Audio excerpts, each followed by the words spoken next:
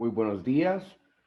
Queremos iniciar agradeciendo su compañía el día de hoy, miembros de sociedad civil y organizaciones gremiales, representantes de diversas empresas, funcionarios gubernamentales, profesionales de diversos rubros y en general amigos y amigas de la Cámara de Comercio Hondureño Americana y de las cámaras de comercio americanas de la región.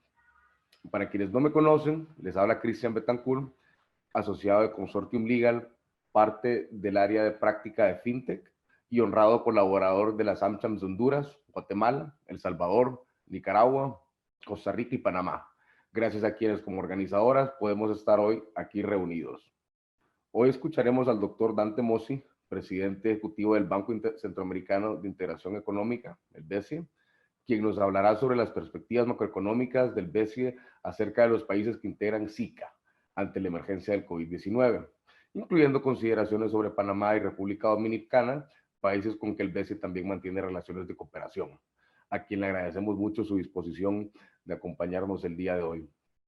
Ante los retos y encrucijadas que estamos viviendo en la región, nos resulta importante conocer cuál es la perspectiva de los organismos financieros regionales, pensando en poder conocer un poco sobre las rutas que nos esperan en ese escenario. El doctor Mossi nos comentará sobre la perspectiva macroeconómica, sobre cómo están analizando la situación de la región desde el punto de vista social, político y económico ante la pandemia. Conoceremos sobre los proyectos que tendrá el BCE a disposición para afrontar la emergencia en la región, los proyectos que serán orientados para el sector público, privado y cómo serán canalizados los recursos financieros de estos proyectos, así como conclusiones de cómo comenzar a reactivar la economía sin poner en precario la salud y vida de las personas, previendo no caer en una situación de escasez en el futuro.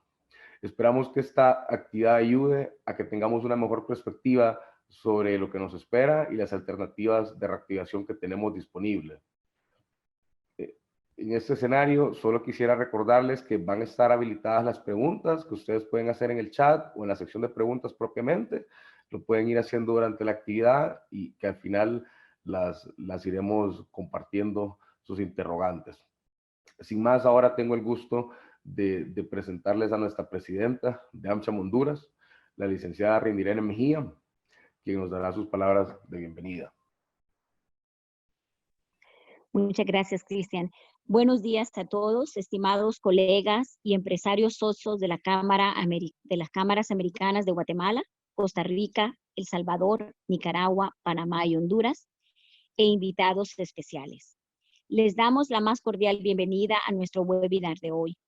Ante la crisis originada por el COVID-19, es importante conocer su impacto en nuestros países y la perspectiva que tienen los organismos financieros de la región centroamericana para identificar hacia dónde vamos y qué podemos esperar, lo cual permitirá al sector privado y público tener un conocimiento más objetivo de la situación en la región y qué fuentes de financiamiento tienen como alternativas para reactivarse de nuevo en el mercado.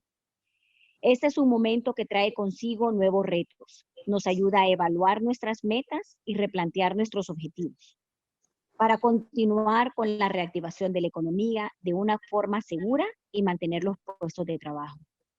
En medio de estos grandes objetivos, confiamos en que las relaciones comerciales, económicas y de cooperación entre los países del SICA se fortalezcan cada día más para que podamos crear juntos nuevas estrategias para lograr nuestros objetivos comunes. Continuemos creyendo en nuestros países, creando oportunidades que lo hagan siempre un lugar propicio para invertir y vivir con nuestras familias. En nombre de la Junta Directiva de AmCham, queremos agradecer al doctor Dante Mossi, presidente ejecutivo del Banco Centroamericano de Integración Económica, BCIE, por dedicarnos su valioso tiempo para este webinar que hemos titulado Perspectiva macroeconómica de los países que integran la región SICA ante el COVID-19. El doctor Dante Mossi posee un doctorado en economía con especialización en finanzas públicas de la Universidad de Vanderbilt, una maestría en economía con especialización en econometría de la Universidad de Duke y graduado de la carrera de Ingeniería Eléctrica de la Universidad Nacional Autónoma de Honduras. El doctor Mossi cuenta con una amplia trayectoria de más de 25 años. Bienvenidos a todos y tengo el honor y realmente un placer dejarlos con el doctor Mossi. Reina Irene, muchas gracias. Primero que todo, muy buenos días a todos. Espero que estén gozando de salud en este día. Déjenme hacer una breve introducción a lo que quiero comentar, solo para comentarles un poco cómo el BCE recibió el mandato de trabajar y dar un pie al frente, muy rápido, mucho más que otros de mis bancos hermanos, como el BID y Banco Mundial. Y lo recuerdo muy claramente porque el 11 de marzo se declaró la pandemia y un día miércoles y un día jueves yo fui convocado por el SICA a una reunión de presidentes. Estaban todos los presidentes, salvo el presidente de El Salvador, que tenía un compromiso ese día, porque ese día estaban cerrando las fronteras en El Salvador. Y obviamente no era una tarea fácil. Yo quiero mencionar que a partir de ese momento, yo digo que la vida de Centroamérica cambió. Y cambió de manera muy radical. Los presidentes comenzaron a expresar sus preocupaciones de qué iba a pasar en los próximos días. Ellos miraban con mucha preocupación lo que pasaba en Europa, en Asia, y temían que eso se reflejara acá en Honduras. Y realmente en Honduras y Centroamérica, ¿verdad? O sea, estaba en Honduras en ese momento. Y la verdad es que fue la primera vez que yo tengo que ser muy, muy transparente. Yo pensé que eso era un problema de Asia, un problema que no nos iba a pegar a nosotros. Y pensé que El Salvador y Guatemala están demasiado agresivos con el tema de cierre de fronteras, pero realmente creo que la historia va a demostrar de que quienes actuaron primero y más agresivamente van a tener una recompensa por hacerlo. En esa reunión, un poco quiero centrarme un poco en las solicitudes. Se pidió ayuda para lo inmediato y el BCE respondió con una donación de $1 millón a cada país miembro. Y la segunda solicitud fueron kits de prueba. El mercado de estos importantes dispositivos para medir si alguien tiene o no tiene el virus estaban pues en muy corto disponibilidad.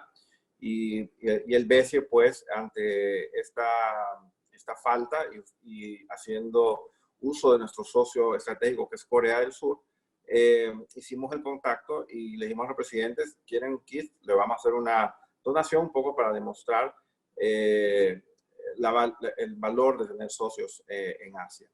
Y de hecho, pues cumplimos y con una donación de más o menos $2 millones, proveímos 182,000 kits de prueba. En algunos países hubo algunos problemas que no tenían todos los insumos de laboratorio y de alguna manera el bonito se convirtió en feo porque muchos nos acusaron de dar pruebas incompletas. Las pruebas estaban completas, lo que no habían eran equipos de laboratorio en las cantidades que se requerían.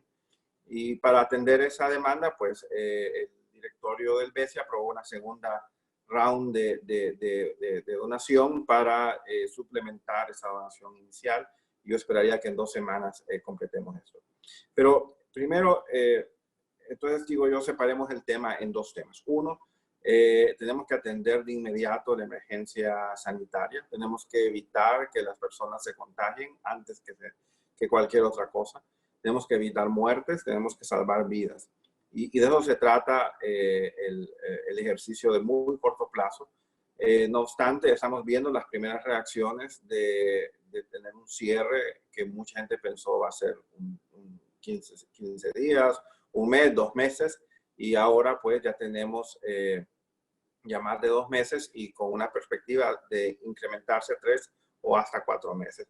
Y quizá, al menos el pensamiento que he escuchado a nivel de diversos gobiernos es hacer aperturas inteligentes. En todo caso, lo que quiero comentarles es que esta apertura inteligente va a requerir de inversiones significativas, particularmente en el tema de ayudarle inclusive al sector privado a que sus trabajadores no estén contagiados y que no contagien a otros trabajadores. Y es esencial, primero, dotar de recursos a los gobiernos para que adquieran estos insumos. Y basado en eso, el BCE aprobó este plan de contingencia. Y en paralelo, nosotros hicimos un análisis económico, tenemos una oficina de economista jefe que hizo un análisis y realmente los números disponibles son cortos porque solo han pasado, ¿cómo se llama? Un mes de datos que tenemos después del cierre de las economías y los números no son buenos. O sea, déjenme comenzar con lo que sabemos con más certeza. Nuestro socio más importante es Estados Unidos, sin lugar a dudas. Es el cliente más importante para toda Centroamérica. Y se estima que Estados Unidos se va a contraer en cerca de 6%. Estas contracciones no son de este siglo, o sea, son contracciones realmente que no se habían visto desde la Gran Depresión. Niveles de desempleo que están subiendo a 14%, algunos expertos hablan de que pudiera llegar hasta niveles de la Gran Depresión de arriba de 20%. El mercado de Estados Unidos para Centroamérica es no solamente un mercado donde vendemos, sino también un mercado donde compramos. Así que lo que pasa en Estados Unidos nos va a afectar como Centroamérica.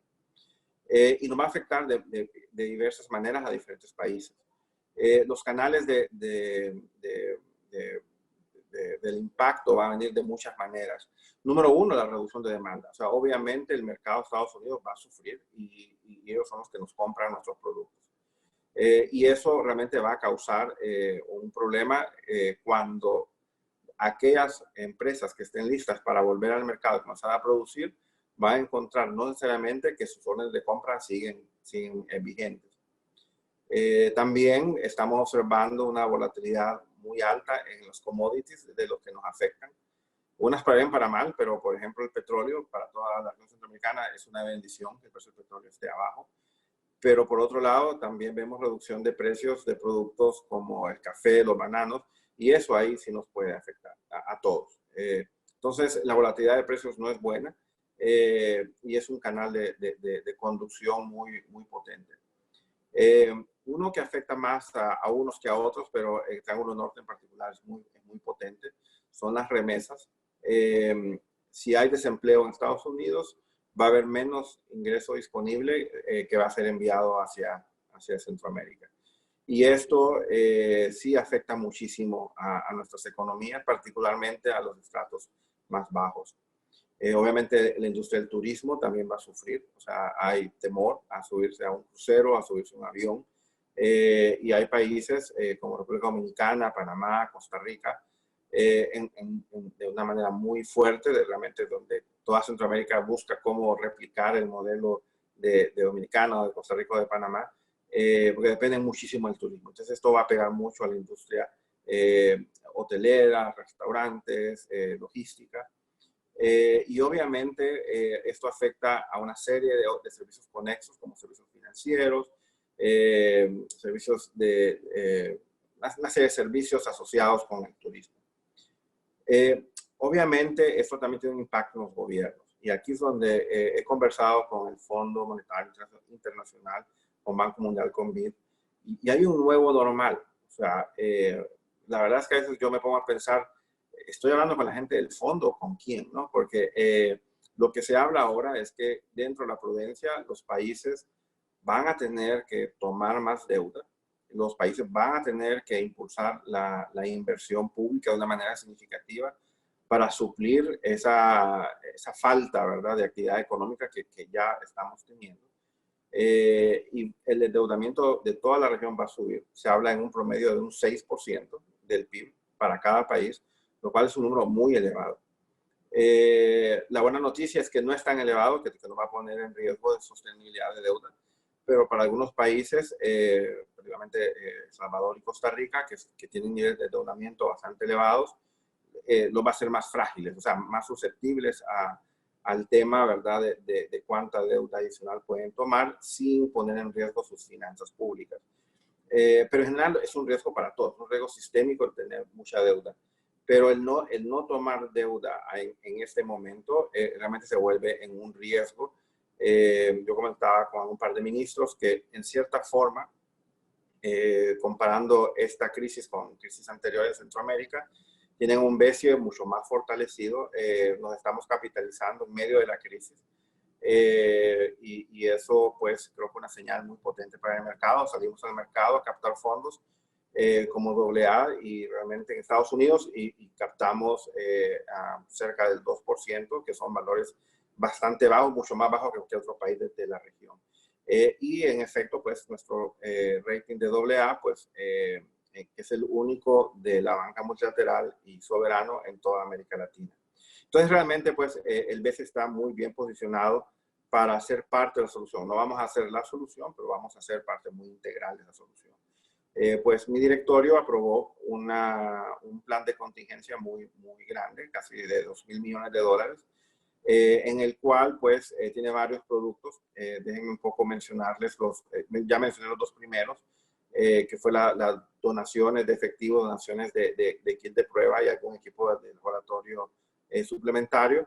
Pero también estamos con un programa de $600 millones, de $50 millones de apoyo directo a las finanzas públicas para que los países puedan adquirir insumos médicos, o en el caso de Salvador, que fue el primero en que fue aprobado, fue para pagar el subsidio que el gobierno está dando a las familias que se quedan en casa. En Honduras va a ser para pagar otro tipo de insumos. Cada país nos vendrá con su caso.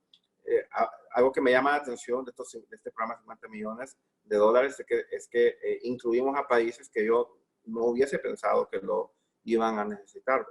Incluyo, por ejemplo, México, Colombia y hasta Argentina. Así que estamos trabajando con ellos, son nuestros socios, y les vamos a atender también. La parte que probablemente les interesa mucho a ustedes es la parte, bueno, ¿y cómo vamos a apoyar el sector privado?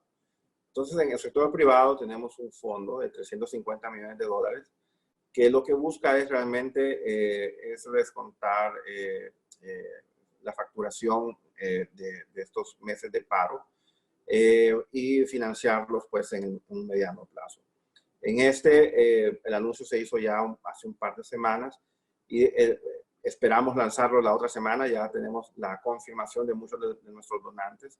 Va a haber una componente donada, va a haber una componente prestada, y realmente esto ha tomado tiempo, pero la buena noticia es que tenemos amigos en Europa, particularmente menciono a la Unión Europea, que ha sido muy generosa con donaciones, pero también gobiernos de Alemania, Francia, España, y en Asia también Corea y Taiwán han sido países realmente muy generosos y que forman parte de este paquete de $350 millones, y que si en algún momento pensamos que no es suficiente, pues estamos dispuestos a verlo. ¿Cómo va a funcionar? Pues este programa, la idea es trabajar a través de la banca centroamericana, la cual toda es clienta nuestra, y tener una línea de crédito muy especial donde los clientes de estos bancos puedan acudir. Y la idea es dar una solución del muy corto plazo, estos 3 meses, con condiciones muy sensatas. Una de ellas es que las empresas que apliquen estos fondos deben tener el compromiso de no despedir personas. Creo que la gran batalla luego de la batalla sanitaria es cómo vamos a salvar empleos. Y es parte de la reactivación económica. Si no hay consumo, la economía no se va a reactivar, ¿no? Entonces, eso es parte pues, de esta emergencia de corto plazo. Nosotros estamos listos para apoyar a estas empresas que han parado y que van a seguir paradas en algunos países, quizá por un mes más, o espero 3 o 4 meses, no más. Y luego pues podamos ya pensar en el financiamiento normal de largo plazo. Solo para darles una idea, $2.000 millones representa más o menos como el 70% de lo que normalmente el BCE coloca. Obviamente deja un espacio para los otros proyectos o para aumentar pues este paquete de contingencia si en algún momento pensamos que es necesario aumentarlo. En el caso de toda la región centroamericana, la pregunta es, bueno, ¿y qué va a pasar? O sea, ¿cómo podemos mejorar esto? O sea, no controlamos la economía de Estados Unidos, no podemos hacer nada si la economía de Estados Unidos se contrae, pero en Centroamérica sí podemos hacer algo, y ahí es donde creo que el BCE está muy bien ubicado.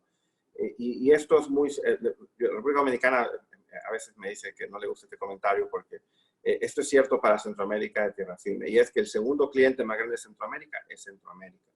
Entonces estamos realmente obligados como centroamericanos a pelear por bajar esas barreras entre las fronteras, facilitar el comercio terrestre y marítimo en la región para que realmente podamos asegurarnos que el segundo cliente más importante siga siendo dinámico y siga comprando y poniendo las órdenes en nuestras fábricas y que eso mantenga la actividad económica en pleno. Creemos, ¿verdad?, que es necesario pensar no solamente en el MES, sino en lo que sigue. Mucha gente me dice, bueno, Dante, ¿qué pasó con el tema de los ferrocarriles? Con el gas natural, con la electrificación de toda la región centroamericana, con movilidad eléctrica. Todo sigue. O sea, nosotros no hemos desestimado esos planes. O sea, esto es definitivamente es una pausa en los planes, pero los planes de mediano plazo de la región siguen.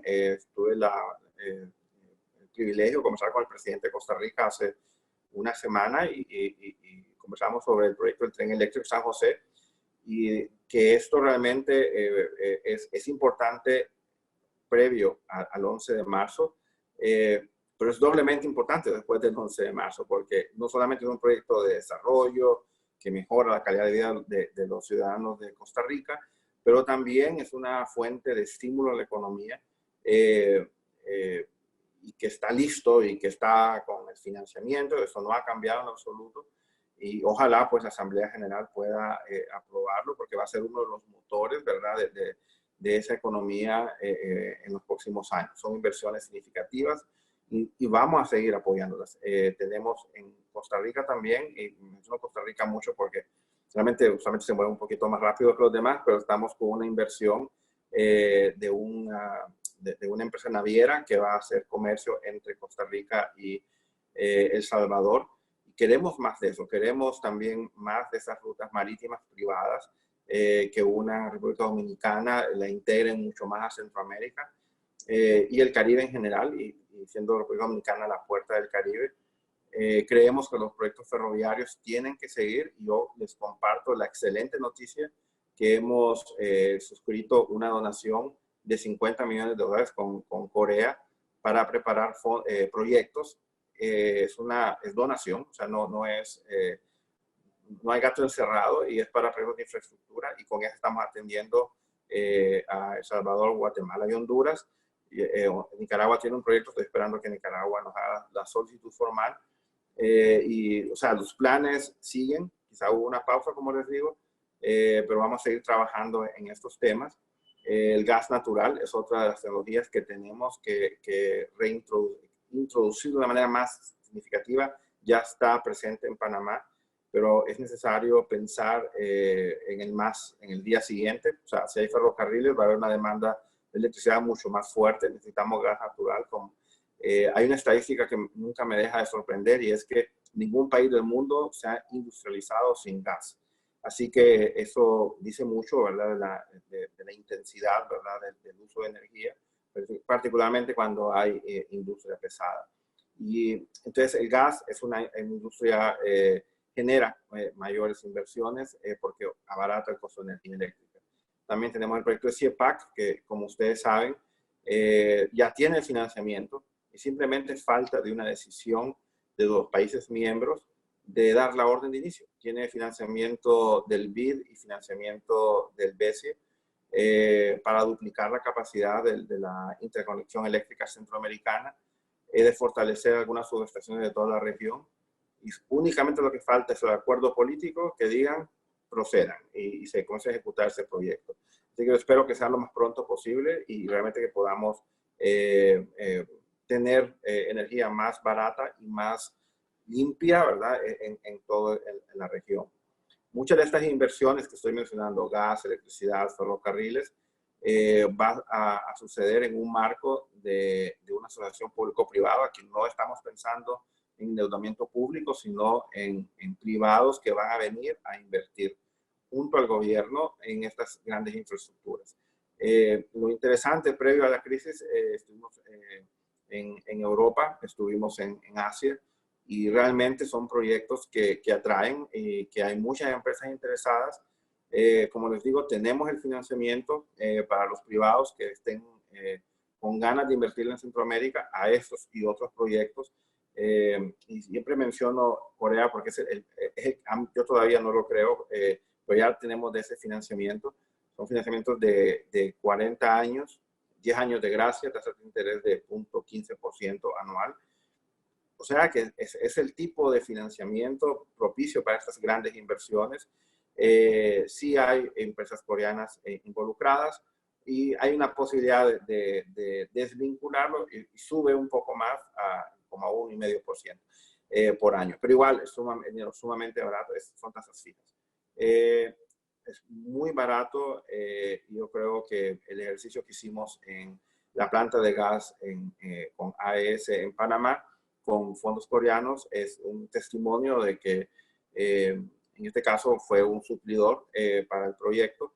Se pudo financiar de una manera muy eficiente y la planta está ahí funcionando. Entonces, me parece que podemos seguir trabajando en esa dirección. Muchas veces me dicen, bueno, ¿y el BCE qué va a hacer exactamente? Nuestra preocupación el día de hoy es cómo se frena el contagio. Creemos que hay una ventaja en usar los socios del BCE.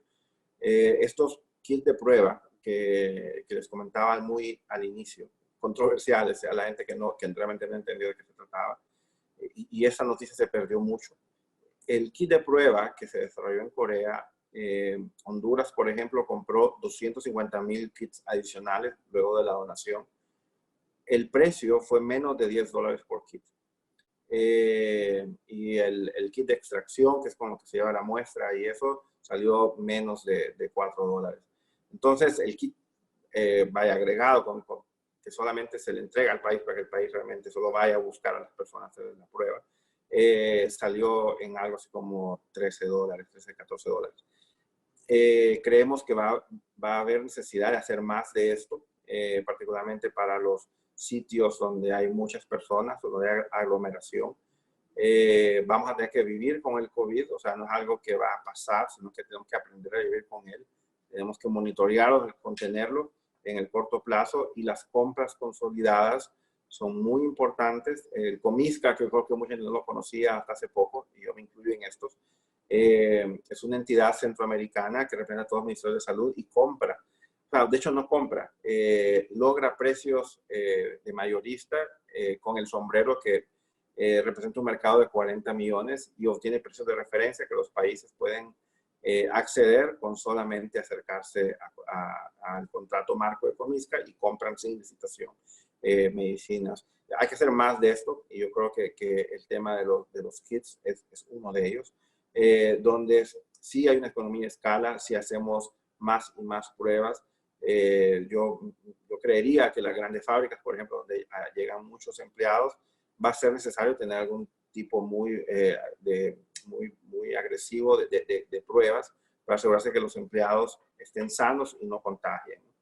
El tema de cómo salvar empleos es esencial, y ahí es donde el BCE tiene un rol muy importante. Estamos aquí en la región. Realmente hemos hablado más de una vez con nuestros hermanos IFC, con BidInvest, con DFC de Estados Unidos, y con los europeos, los asiáticos, con todos estamos hablando, y le hemos dicho, nosotros estamos acá, nosotros conocemos el mercado. No inventen la rueda, podemos ayudar a consolidar, tomen el riesgo del BCE, que es AA, y nosotros le prestamos a través de la banca que ya está en la región y que conocen a sus clientes mejor que nadie, y utilicemos la infraestructura que ya existe financiera para acercarnos a nuestro sector privado de todo nivel, para que realmente los negocios no caigan.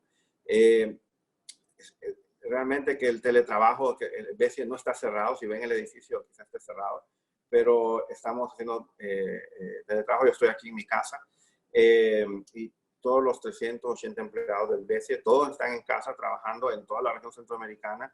Estamos trabajando en proyectos de terminales marítimas en Guatemala, financiamiento a bancos regionales, O sea, no hemos parado. El hecho de que no estemos físicamente no significa que estamos dejando de pensar en estas inversiones muy chicas o muy grandes, pues estamos muy interesados en seguir trabajando. Quizá una última mención, estamos insistiendo a los países que entren al plan de bancos centrales. Honduras fue el último en entrar. ¿Y por qué es importante esto? Es una línea de $200 millones que le damos a los bancos centrales. En el caso de Honduras, este dinero lo están utilizando para el sistema de reportos, o sea que con títulos nacionales pueden tomar préstamos en dólares, y lo cual sin crear inflación. Es interesante el esquema. Inicialmente lo tuvo únicamente Nicaragua y El Salvador, y Honduras fue el siguiente, y estamos en conversaciones con otros países para que se sumen a esta iniciativa. Si mucha gente me pregunta, ¿y si esos $1.900 millones se acaban, qué va a pasar? Bueno, si se acaban, yo vuelvo al directorio y vuelvo a pedir plata. Realmente, como les comentaba, el BCE está en medio de un proceso de capitalización. Tenemos socios que ya han confirmado su aumento de capital, socios extrarregionales, los fundadores ya todos confirmaron su aumento de 40% del capital. Yo espero que mis socios extrarregionales respondan en forma. Ya verbalmente ya tengo confirmaciones particularmente de nuestros socios asiáticos que están listos no solamente con el 40%, sino que con más. Así que Asia realmente ha sido un lazo muy estratégico con Taiwán y con Corea. Y les cuento, ellos no tienen ningún problema geopolítico. O sea, para ellos Centroamérica es un mercado. Y igual tratan a países amigos, son amigos de Taiwán, y en ese sentido pues el BCE canaliza esos fondos de la manera más sistemática. Yo quiero más bien escuchar de ustedes. Déjenme hacer una pausa y recibir sus comentarios, porque realmente la idea nuestra es que esto es territorio jamás visto en esta generación. A pesar de que estoy viejo, solo he escuchado los comentarios de mi abuelo en la época de la Gran Depresión. Así que déjenme hacer una pausa y muchas gracias.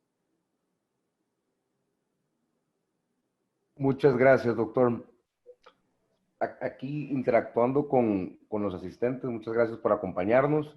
Nos preguntan, ¿cómo ve el BCE las acciones del gobierno de Nicaragua para contener la pandemia, las cuales son contrarias a las recomendaciones de la OMS y la OPS?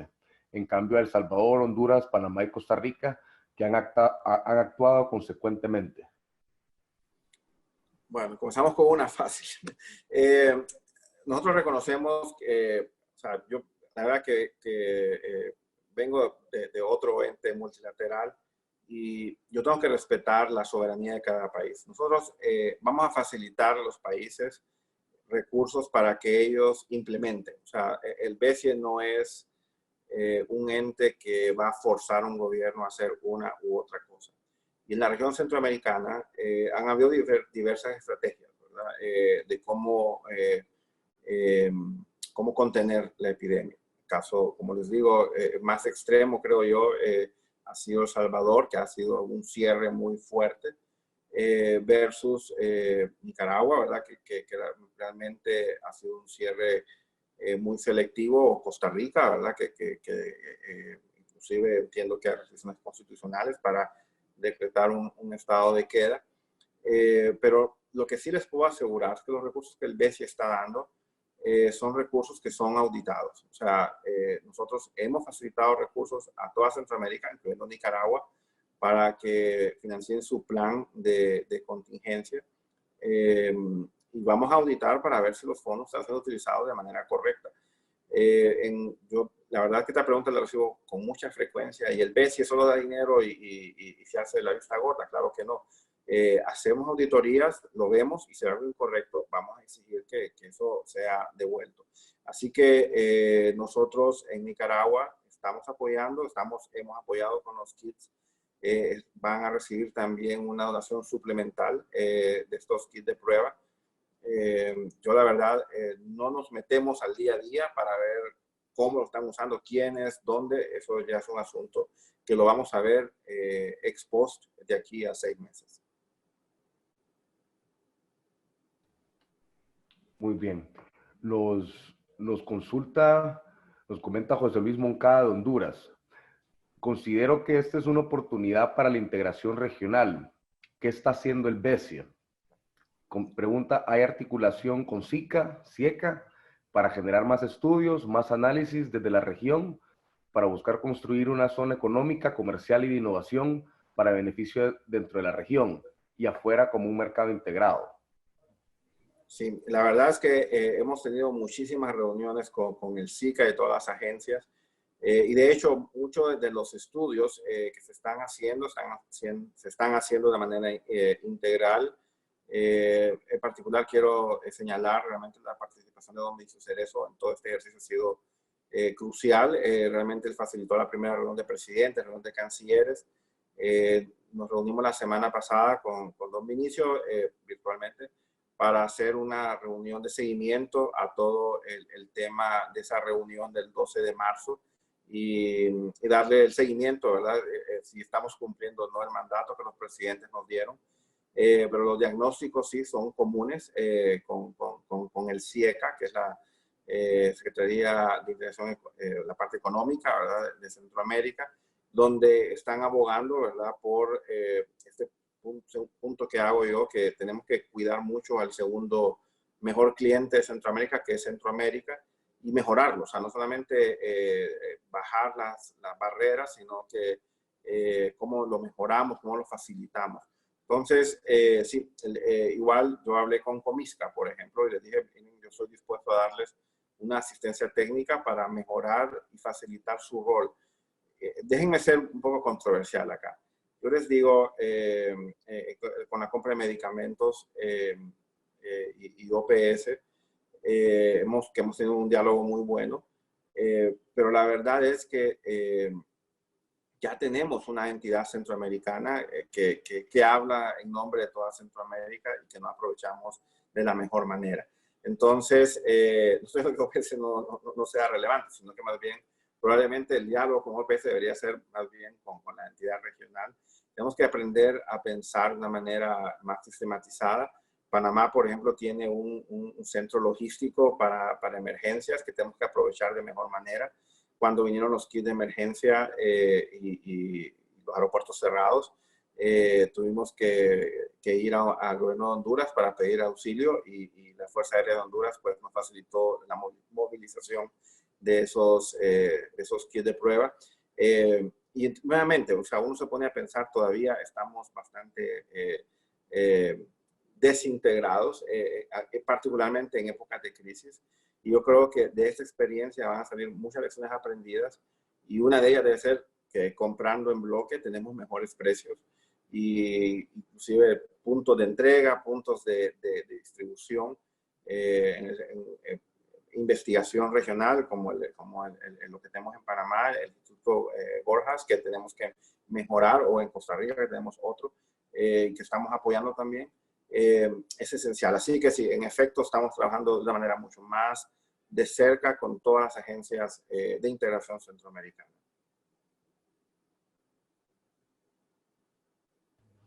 Nos consulta Óscar Aguilar. ¿Qué perspectiva tienen en cuanto al tipo de cambio para los países que aplican? Me imagino para los países que tienen moneda, a excepción de El Salvador, pues, ¿cómo se espera que se va a comportar las monedas locales en cuanto al dólar, ya que esto afecta a importadores y exportadores, teniendo el turismo bajo o casi nulo, que es la principal fuente de ingresos en dólares de algunos países? Sí, la verdad es que no deja de ser preocupante, ¿verdad? El tema de la estabilidad macroeconómica que influye, ¿verdad? Los macroprecios como inflación y tasa de cambio. Viene un golpe duro y en esos golpes duros y bajos, por eso nos interesa trabajar muy de cerca con los bancos centrales para darles ese colchón, ¿verdad? O sea, pero aún países como El Salvador, o sea, para dar un ejemplo, un país dolarizado tiene una línea de contingencia con Banco Centroamericano y en un momento donde no hay ingreso por exportaciones, se pueda responder, ¿verdad? Con un shock positivo, ¿verdad? De un desembolso del BESIE a la reserva de El Salvador, eso obviamente le va a ayudar a tener un tipo de cambio más estable. Entonces ya, como les digo, tenemos ya a El Salvador, Honduras y Nicaragua, y a veces esas primeras señas son importantes. O sea, y esto es complementario con lo que el fondo está haciendo, que está aumentando sus líneas, ¿verdad?, que tiene de emergencia con bancos centrales. Y probablemente vamos a tener que pensar en cómo la mejoramos hacia adelante para realmente que esto no sea el problema. Yo, en lo que he conversado con algunos presidentes de Banco Central, ellos agradecen este programa, particularmente en el corto plazo. Yo esperaría que solo sea un shock de corto plazo y rápidamente volvamos. O sea, como digo, Centroamérica es bien especial en el sentido que la factura petrolera se ha reducido, por un lado. Entonces, eso es un alivio para la oferta de dólares, ¿verdad?, disponible. Y mucha de la producción de café salió antes, pero bueno, yo sé que es coyuntural. Pero en efecto, sí, esperamos mucha presión, ¿verdad?, sobre los macroprecios, y es esencial que los gobiernos, por eso, miren al financiamiento externo y un poco dejemos la ortodoxia, ¿verdad?, y movamos hacia el proceso de responder a la emergencia de la mejor manera con estabilidad macroeconómica. Y eso va a implicar probablemente endeudamiento muy por encima de lo que la región ha visto para poderle hacer frente a esas demandas que ustedes mencionan.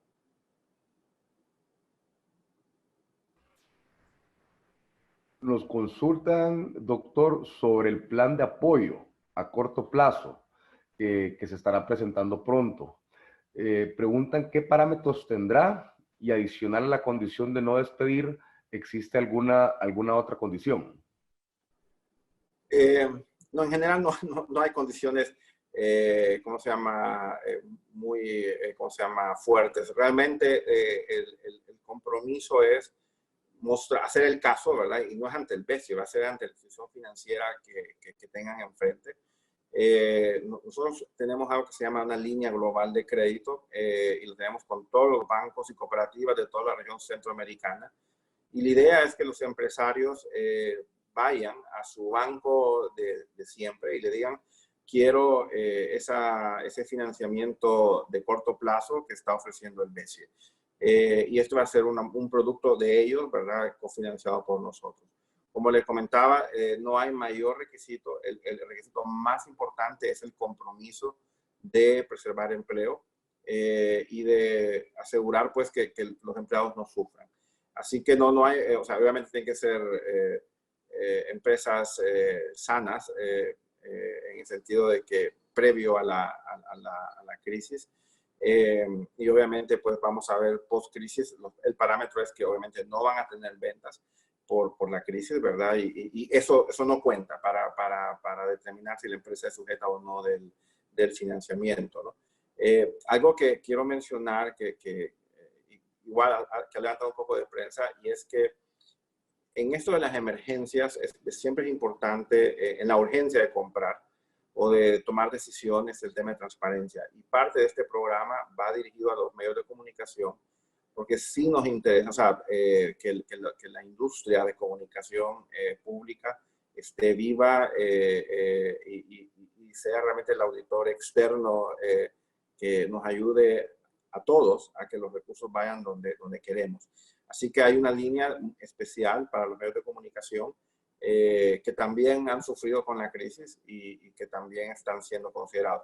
Yo esperaría hacer un anuncio probablemente para próximo miércoles de este programa, y espero pues contar con el apoyo de siempre de AmCham para que ustedes conozcan de las condiciones y a dónde preguntan.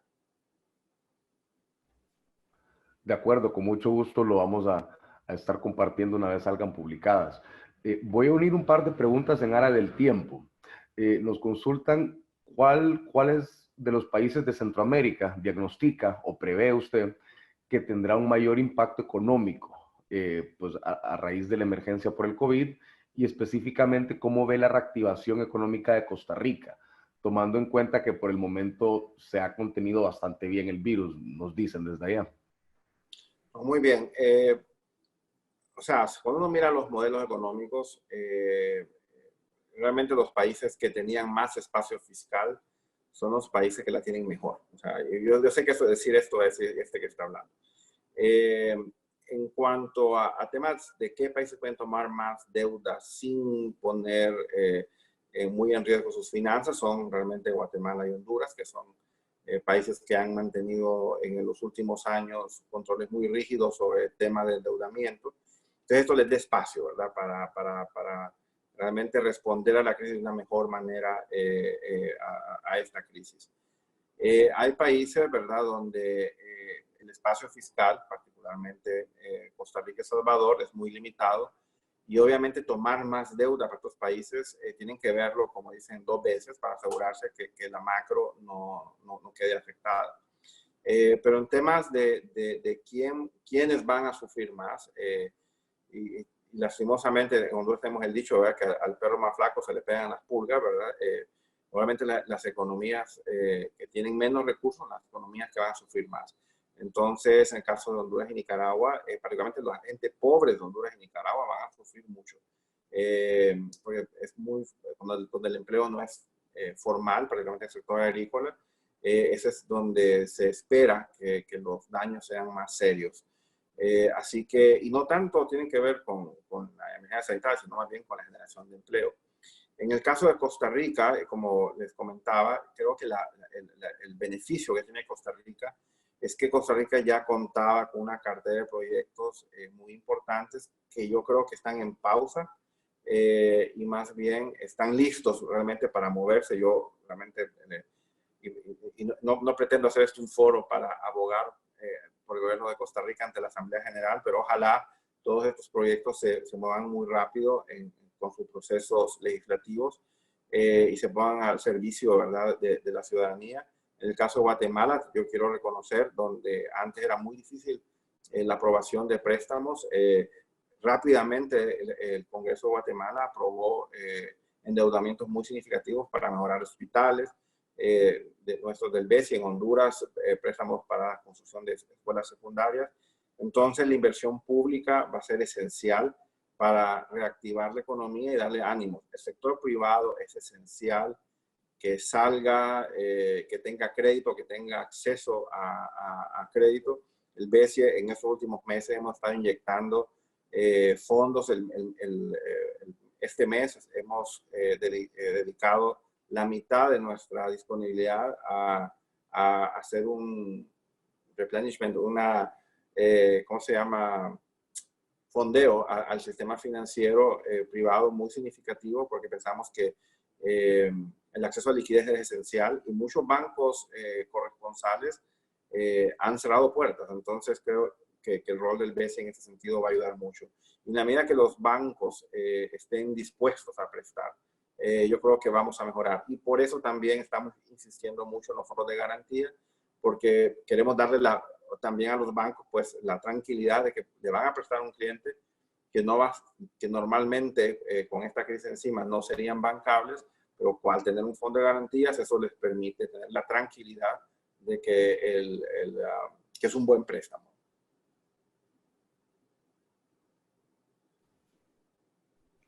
Ok, nos consultan sobre el tema de los kits, doctor. Y aquí también voy a unir dos en aras del tiempo.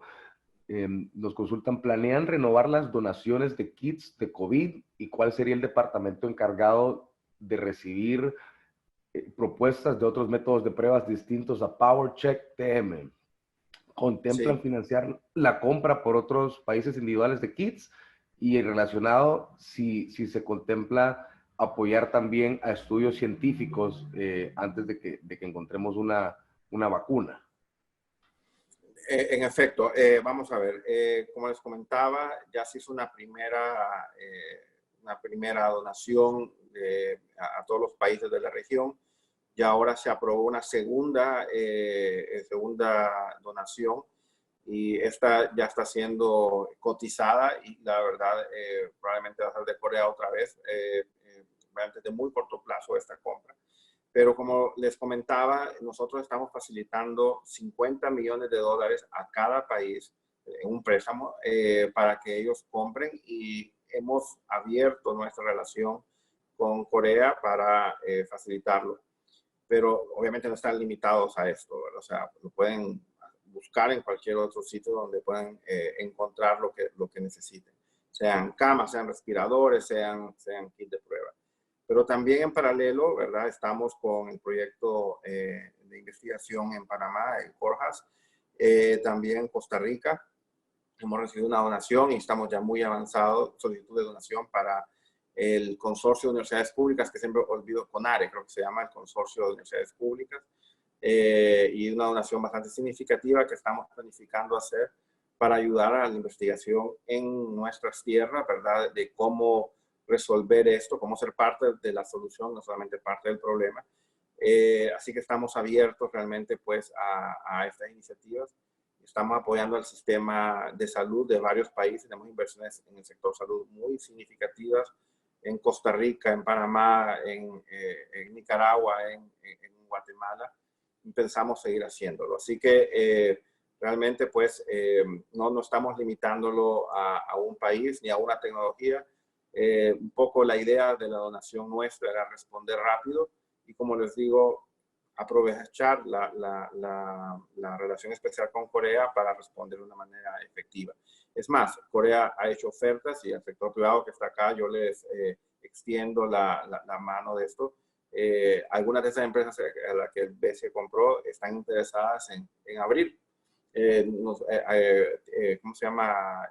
Operaciones en Centroamérica, cómo hacer mascarillas, equipo médico, inclusive los kits de prueba que ellos muy rápidamente hicieron ahí en Corea, cómo hacerlo de una manera más consistente hacia el futuro. Así que igual a la orden en lo que podamos ayudar en ese tema, pero no está limitado a un país en particular. Okay. Una de las personas que consultó eso era de parte de una empresa que se dedica a estudios biológicos y médicos. Entendería que ellos se pueden poner en contacto con el BESE para ver estas oportunidades. Nos preguntan sobre si existe algún plan para canalizar recursos hacia el sector microfinanciero centroamericano en general y nicaragüense en específico, dado que gran cantidad de la población es considerada no bancable. Entendería que se refiere al sector informal. Por ende, no pudiesen acceder a los fondos del BESIE canalizados por medio de la banca privada. Y asumiendo que si su respuesta es sí, ¿cuál sería la manera de acceder a estos fondos? Nosotros trabajamos con una red no solamente de bancos y perdón, porque sí creo que dije red bancaria, pero quizá debía haber dicho sistema financiero. Realmente el mercado meta nosotros es la pequeña y mediana industria y lo grande lo hacemos usualmente más en uno a uno. Pero trabajamos con todas las cooperativas, o sea, no sé si con todas, pero con un buen número de cooperativas. Si la cooperativa donde estén no está afiliada o tiene relaciones con el BCE, yo les pediría que nos contacten, pero realmente estamos trabajando con fondos de garantía en Honduras, en El Salvador, en República Dominicana. No he escuchado ninguno de Nicaragua, así que si existiese alguno, pues, o si no hay, con el mayor gusto podemos trabajar en la creación de uno. En este caso, digamos, en el caso de Salvador, Fondo de Garantía de Salvador, el BCE es accionista del Fondo de Garantía. O sea, realmente ha sido una inversión nuestra para generar esa confianza. O sea, no es préstamo a nadie. Y estamos considerando incrementar estos fondos de garantía para estos tres países que mencioné. Doctor, antes de continuar, solo quería consultarle, porque el webinario lo teníamos hasta las 11, pero aún tenemos pues bastantes preguntas. Quería consultar cómo está usted de tiempo, si podríamos extendernos tal vez unos 10 minutos. Con mucho gusto, adelante. Ok. Me gusta esta pregunta. Consultan qué nuevo sector económico se prevé que pudiera significar oportunidades para nuevas inversiones en la región. ¿Qué nuevo sector o qué sector actual se espera que crezca? Pues? Bueno, la verdad que si fuera sector privado no les diría porque yo invertiría en eso. Pero la verdad es que yo creo que de aquí van a haber industrias que van a tener que transformarse, ¿verdad? O sea, por ejemplo, ¿verdad? Toda la industria de la comunicación creo que nos ha demostrado que el teletrabajo es viable, pero tenemos que hacer más cosas para hacer que el teletrabajo funcione. Telemedicina, teleeducación. Miraba en Twitter el presidente Nayib Bukele mostrando cómo su hija estaba aprendiendo de clases en línea. Pero obviamente cuántos niños tienen acceso a eso o cuántos países tienen contenidos locales educativos. Entonces tenemos que hacer mucho con la nueva economía digital para realmente, como dicen, formalizar la muerte de la distancia, ¿verdad? Y realmente ser un poco más digitales. La agenda digital tenemos que retomarla con mucha fuerza. El otro negocio que yo creo que va a ser muy importante apostarle es el sector de la salud. Esta pandemia lo que nos ha demostrado la fragilidad de la región. Cuando hablamos de estos kits de prueba, o sea, y se los digo con toda sinceridad, yo me sorprendo de lo frágil. O sea, compramos 26,000 pruebas, un número grande, o sea, por país. Pero comprar 26,000 hisopos especializados, no son hisopos normales. Pero pareciera que para cualquier empresa comprar eso debe ser fácil, pero no lo es. Entonces, tenemos que generar nuestra propia industria de la salud en la región. Como les mencionaba, tenemos socios interesados. Creo que el negocio de las mascarillas, por ejemplo, es un negocio que incipiente, tenemos que apoyarlo. Vamos a necesitar mascarillas probablemente a más largo plazo. Entonces, la industria de la salud para mí es una industria que tiene que moverse mucho más de donde estamos. El gobierno, como gobierno, no puede hacer todo. El sector privado es esencial en la ecuación y no hay que tenerle miedo a estas inversiones. Creo también que la industria logística va a tener que modernizarse aún más para poder hacer entregas a domicilio o ventas a domicilio, ¿verdad? O sea, y no estábamos listos. Yo apostaría que hay mucho potencial de crecimiento, ¿verdad? En una logística más sofisticada, más moderna, más integrada, más impuestos en línea para que los gobiernos no dejen de perder tributos por no poder estar físicamente en la transacción. Entonces, hay una tarea muy grande en esta agenda digital. Ese es y obviamente los alimentos. Yo creo que sigue siendo, al final creo que se demuestra que la agroindustria es un elemento esencial para nuestra economía. No hay que descuidarla. Medio ambiente tampoco. Mucha gente dice, con esto ya el BCE va a dejar de ser un banco verde. No, más bien se redoblan los esfuerzos. Que estas pandemias van a seguir viniendo, pero tenemos que asegurarnos que ante cualquier desastre natural tengamos acceso a alimentos de una manera sistemática. Un poco relacionado a lo que nos ha compartido, nos consultan específicamente sobre el sector agrícola. ¿Cómo se percibe que reaccione el rubro de la agricultura de cara a los próximos meses? Considerando que ahora se está en la temporada de producción agrícola de muchos productos, de muchos alimentos, y tomando en cuenta, creo, la pregunta orientada al tema de la cuarentena. Sí, la buena noticia, y aquí por eso les digo, el trabajo integrado con CIEC ha sido muy importante. La buena noticia, ¿verdad?, que hay detrás de esto es que los gobiernos realmente han permitido la circulación del transporte de carga. Y eso es esencial para que la economía funcione. Pero tenemos que hacer mucho más que eso. Porque al final, la agricultura, o sea, en este caso, yo les decía a algunos medios en el pasado que Centroamérica está muy sujeta a los desastres naturales, ¿verdad? De huracanes, terremotos, volcanes, y tenemos algo parecido, pero la diferencia es que nuestro sistema productivo como tal está intacto. Lo que no hay es trabajo y mercado abierto, ¿no? Entonces, los palos de café van a estar ahí siempre, ¿verdad? Las tierras están ahí, el ganado está ahí. Entonces, la pregunta es, ¿cómo nos aseguramos que podamos distribuir y vender nuestra producción agrícola aun cuando tengamos estas restricciones? Y yo creo que ahí es donde está la oportunidad de tener esa inteligencia de mercado, de cómo podemos vender a distancia, cómo podemos vender sin tener que nosotros estar interactuando cara a cara con el comprador. Es esencial que abramos mercados. Creo que esta agenda de integración centroamericana, de disminuir las barreras arancelarias, es una verdad que todavía tenemos que insistir en ella, ¿verdad? Y tener un medio de pago más fácil, ¿verdad?, entre países. El sector agrícola es, sin lugar a dudas, uno de los sectores primarios básicos que tenemos que proteger, y nosotros vamos a seguir apoyando el sector agrícola en el futuro. Es lo que puedo decir.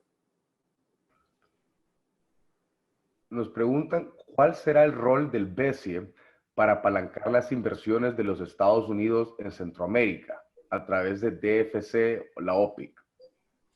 De hecho, hemos conversado muy ampliamente con DFC y aprovecho a hacer el comercial. DFC va a ser parte del paquete. Ya nos dijo, no sé si voy a entrar en problemas porque creo que no tenemos anuncio oficial todavía, pero sí hemos conversado con ellos y van a ser parte de este paquete de apoyo al sector privado. DFC está muy activo en la región. Estamos conversando, vamos a tener un préstamo directo de DFC con BCE para ver si puede descontarlo. Pero yo les anticipo que si hay proyectos bancables,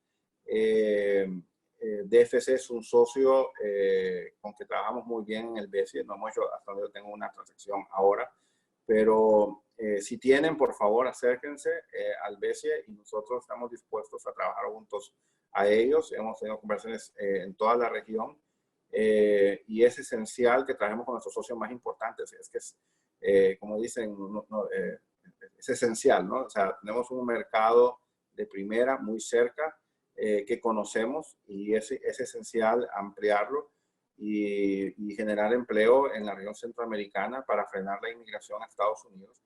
Y la única manera de frenar la inmigración es con generación de empleo. Así que, por favor, la crisis que no sea la barrera para invertir. Así que yo les animo a que inviertan y con gusto nosotros apalancamos recursos con nuestros socios de siempre y los nuevos también. Así que, por favor, con el mayor de los gustos. Qué buena noticia, doctor. Aprovecho para comentar que nos llegan agradecimientos por compartir su información y estar contestando estas preguntas. Nos consultan también si el BCE seguirá financiando a los países a pesar de su contexto macroeconómico y el nivel de endeudamiento o de sobreendeudamiento nos dicen que mantienen los gobiernos. ¿Cuál sería el límite?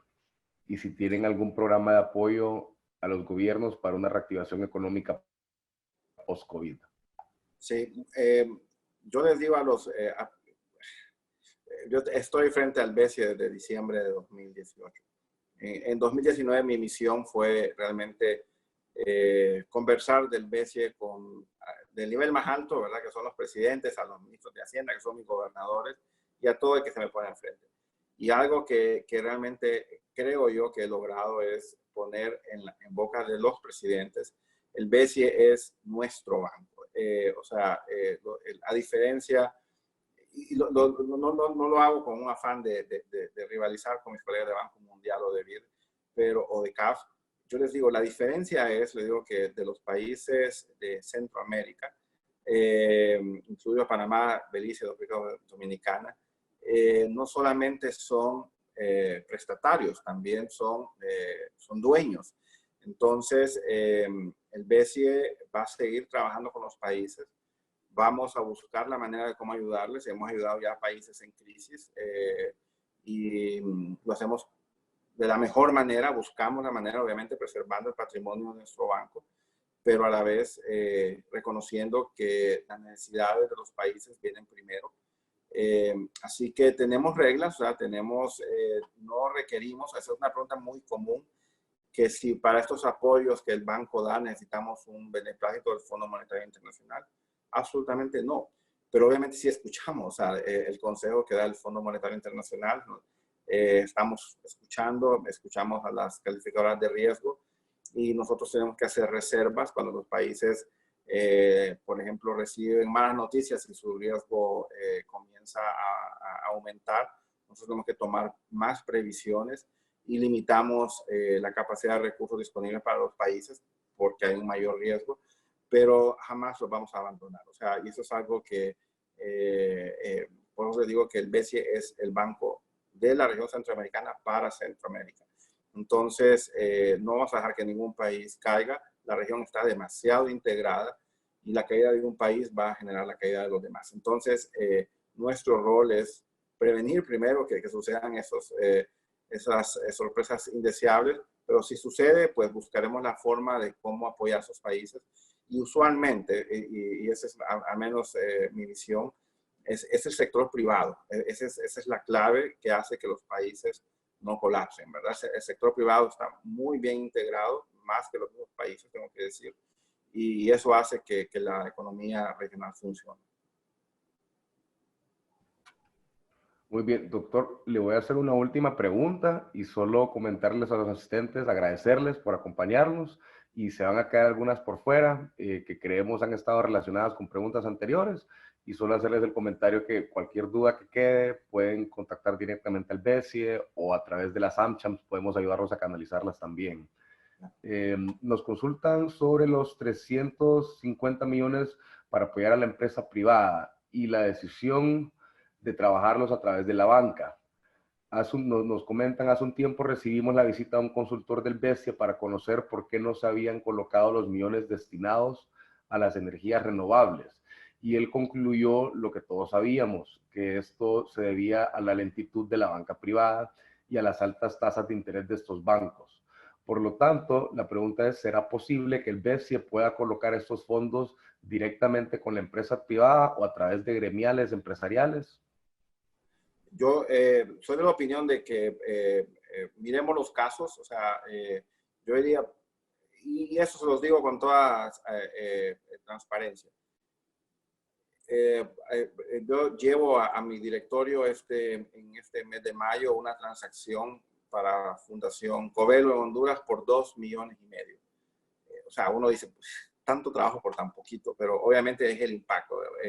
Banco Covelo acá es una fundación que trabaja con gremiales de mercados, la gente más pobre que se pueden imaginar, pero que trabaja muy duro.